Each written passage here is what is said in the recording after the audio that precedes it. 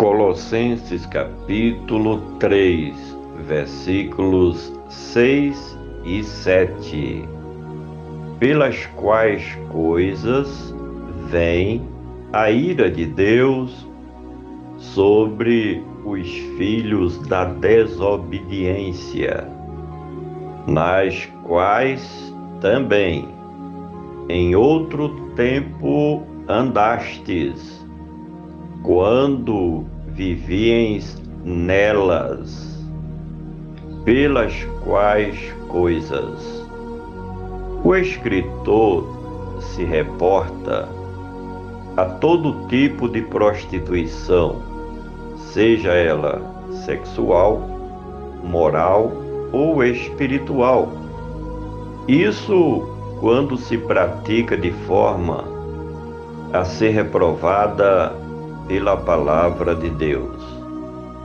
Também se refere o escritor às impurezas, à vil concupiscência e às paixões desordenadas, que também estão estes pecados ligados de alguma forma ao adultério, à prevaricação ou à fornicação, que são iniquidades praticadas pelos prazeres carnais desta vida terrena. Enfim, essas coisas dizem respeito também à avareza como forma de idolatria, porque o amor desordenado ao dinheiro, diz a Bíblia, fala o Evangelho, que é a raiz de todos os males. Tudo isso só faz prejudicar os seres humanos, aqueles que são materialistas, incrédulos, ateus, terrenos. Pelas quais coisas vem a ira de Deus. Encontramos na Bíblia mais de 500 referências falando sobre a ira de Deus, que representa a sua cólera ou seu furor contra aqueles que desobedecem à sua soberana vontade, que é expressa pela sua palavra, a Bíblia Sagrada, o Evangelho da Libertação. O mesmo Evangelho que diz que Deus é amor, bondade e misericórdia, é a mesma palavra que diz também que Ele é um fogo consumidor e que horrenda coisa é cair nas mãos do Deus vivo. Falar sobre a ira, a cólera e o furor de Deus sobre seus inimigos é a mesma coisa que dizer que Ele é o juiz dos vivos e dos mortos e que pede conta das obras dos filhos dos homens. E essa ira de Deus sobre os ímpios vem em forma de castigo ou repreensão e, por fim, pela condenação no inferno ou no Hades, nas geenas eternas, o que se chama de segunda morte. Pelas quais coisas vem a ira de Deus sobre os filhos da desobediência. Esses filhos da desobediência são todos aqueles que vivem desordenadamente somente para os prazeres desta vida terrena, embrenhados nas concupiscências da carne e na soberba da vida.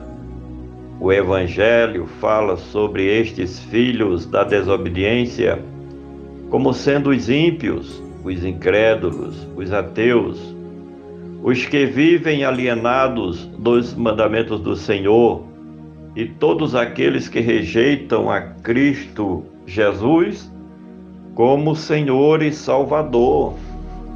quando não acreditam verdadeiramente na mensagem do Evangelho. Todos aqueles que são desobedientes ao Evangelho estão debaixo da ira de Deus, porque são denominados ou dominados completamente pela rebelião, pela apostasia contra o Criador de todas as coisas.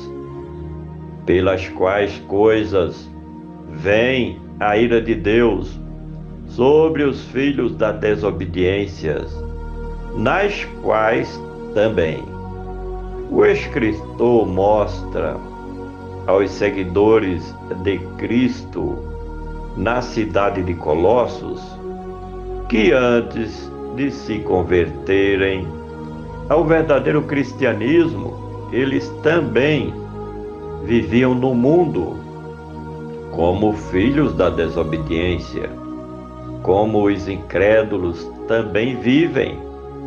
As mesmas coisas que os homens naturais praticam, os servos de Cristo, que eram os leitores desta carta, também praticavam antes de aceitarem a Cristo Jesus. A vida preguiça daqueles que agora buscavam o reino de Deus em primeiro lugar não era diferente da dos homens desobedientes, pelas quais coisas vem a ira de Deus sobre os filhos da desobediência, nas quais também em outro tempo andastes. Por isso que muitas vezes os nossos parentes, amigos e conhecidos não querem aceitar a nossa palavra quando procuramos lhes evangelizar, porque nos acusam das mesmas coisas que eles fazem. Nós fazíamos também. O que eles não entendem é que todos aqueles que passam pelo processo do novo nascimento são considerados perante a justiça de Deus como novas criaturas. As coisas velhas são passadas, eis que tudo se fez novo, diz o Evangelho da libertação, o Evangelho como sendo a luz maior de Cristo Jesus. Por fim, pelas quais coisas vem a ira de Deus sobre os filhos da desobediência, nas quais também em outros tempos andastes, quando vivias nelas.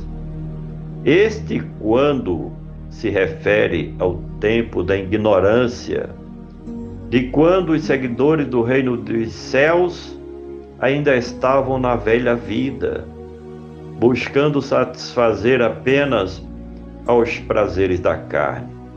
O verbo vivieis está no passado, justamente porque os servos de Deus, que faziam parte da igreja do Senhor Jesus em Colossos, deixaram a velha vida de desobediência ao Evangelho para se dedicarem à perfeita vontade de Deus, seguindo assim o Evangelho da nova aliança de Deus com a humanidade, mais especificamente com a igreja amada e remida de Cristo Jesus. Agora somos novas criaturas e as coisas velhas são passadas, eis que tudo se fez novo.